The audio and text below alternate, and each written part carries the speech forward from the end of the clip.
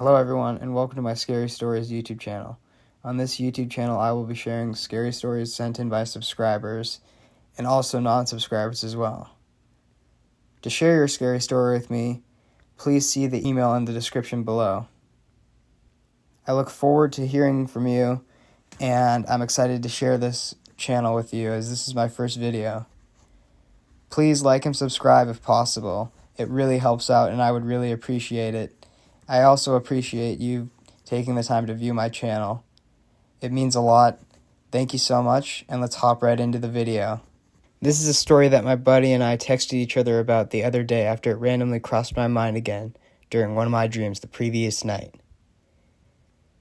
This story is about a scary deep woods experience we had. It takes place during one winter back in the early 2000s. I'm submitting this story in early 2023. It has now been over 2 decades since the events of this story unfolded. At the time that the events of this story occurred, we were in grade 11. As a disclaimer, our names will be slightly altered, and the location in terms of which area we live in exactly will be omitted to help us remain anonymous. Anyways, my buddy and I had just finished working out at our local gym. We lived in a fairly small community in Canada, and there weren't many gyms around the area at the time. After finishing up our workout and leaving the gym, my buddy, who we'll call Ben for the sake of this story, suggested we go out driving around in his truck on some of the back roads of a nearby mountainous area for fun. On the way to this mountainous or extremely steep-hilled area, which was about a 15-minute drive from the gym, we were having a great time blasting music and making jokes. The closer we got to our destination, which is this super cool lookout, the thicker the snow started to get, as it was the middle of winter at this point. The further we went down the back roads, more and more trees appeared. This changed eventually, and we reached a clearing in the middle of the back roads. The snow was much more dense than before, and eventually there was too much snow for Ben and I to go any further in his truck. At this point, we weighed our options and decided just to turn around and go home. However, we were in for a sketchy surprise. No matter how many times we tried, we couldn't turn around because the snow had gotten so deep that we couldn't go through it to back up Ben's truck.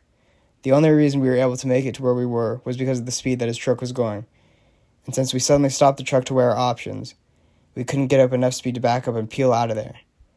But unfortunately, we forgot to put a shovel in the back of his truck on this day. I offered to run to a nearby town to get help. After running for a few minutes, I stopped running. I thought that what I was doing could potentially be a bad idea because the snow is extremely deep on the section of the back roads where we were stuck. For some context, I'm about 178 centimeters tall, which is 5 feet 10 inches. The snow was almost past my knees when I started moving down the back road to get help. The back roads were also super icy and slippery. Further down the mountainous area we had to drive through to get to where we were stuck. In addition to all of this, we were in a super remote area, meaning if anything happened to me, like if I eventually slipped on the icy section of the back road or tripped over a rock and was hidden by the snow level in the deep snow part of the back road where we were stuck, nobody would know for a while, so nobody would be there to help me. So I decided to carefully walk back to the truck. Basically, I didn't run super far to get help because I realized it would most likely be safer for me and Ben to stick together if somebody showed up to our truck to help us. We panicked for a bit because nobody really knew where we were. However, we eventually came to terms with the idea that we may have to spend the night out there in the wilderness, as it was getting late and the sun was probably going down in the next hour or two. It was winter in Canada, so the weather was a bit colder.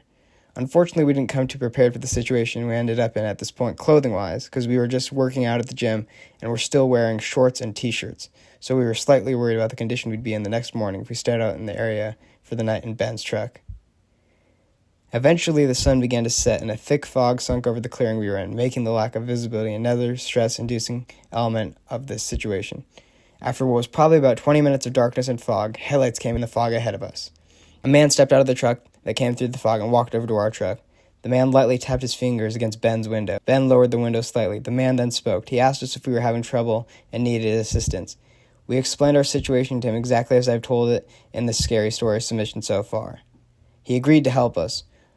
We also told him that his truck was the only one we had seen since we started driving down the back road. The man explained that he lived in a small house just up the road and wanted to go out on a drive around in his truck. The man turned around and walked back to his truck. He reached into his truck and appeared to be grabbing something from inside the truck. After a couple seconds of watching him do this, we saw he pulled out a chainsaw. The man then proceeded to quickly walk through the deep snow back towards our truck.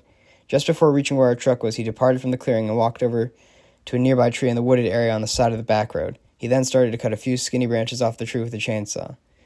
I got out of the truck and walked over to him, trudging through the deep snow. When he was cutting the branches, I asked him what he was doing in a loud but also polite and curious tone. I introduced myself formally as Jimmy. The man introduced himself to me too and explained that he could use the small branches to help prop up our truck tires on top of the snow, and then we'd have to rev the engine a bit and reverse the truck to get it unstuck from the deep snow. After our truck was propped up, my buddy and I eventually managed to get the truck onto a part of the road with a light snow covering. Or lighter, at least. After our truck was propped up, my buddy and I eventually managed to get the truck onto a part of the road with a lighter snow covering. We then hopped out of our truck to thank the man for helping us. The man told us it was not a problem, then got back into his truck, which had bigger tires than our truck, meaning it was better equipped than our truck for moving through heavy snow. The man quickly turned around his truck and disappeared back into the nighttime winter fog just as quickly as he had appeared. After he left, we agreed and eventually became 100% convinced that we had just met our guardian angel in human form. As a final note, I'd like to say that both my buddy and I have always been and will always be extremely grateful for the help we received on that winter night. Thank you so much for listening to this video. It really means a lot. Please like and subscribe. If you have your own story you'd like to be told on this channel, please send it to me in the email in the description below. Your support really means a lot.